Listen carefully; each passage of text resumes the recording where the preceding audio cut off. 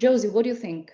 Or what you wanted to say? I just wanted to think a little more broadly about what we're doing as well as language teachers. So for me as a teacher, that's like really a thing that I want to bring into it. Like, of course, vocabulary, grammar, everything like that is super important.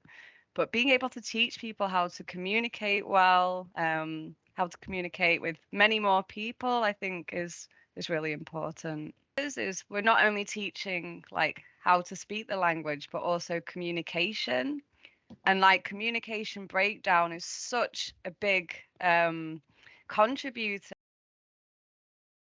Yeah. So just kind of sticking with what the guys have pretty much said, you do teach a lot more than just actually speaking the language and understanding the language, because how do you teach the language without obviously discussing everyday topics, like the topics that we create, for example, are related to everyday news, business topics. I'm sure we'll talk. Actually, I've done a lot of activities on Musk in particular, actually, but we discuss everyday our opinions. Obviously, we take a non-biased approach as teachers. It's always the best way to do it, not to get stuck into things, but you expand their knowledge in that way, because you get to discuss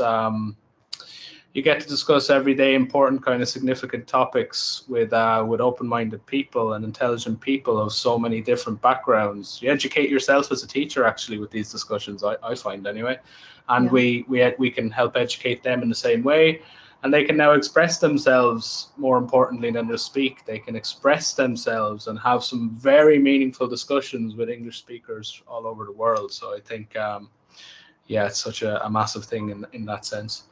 But yeah, there's so much more to it. You could talk for days on education and just language teaching alone, and what we can kind of accomplish with that. But that's all I wanted to say.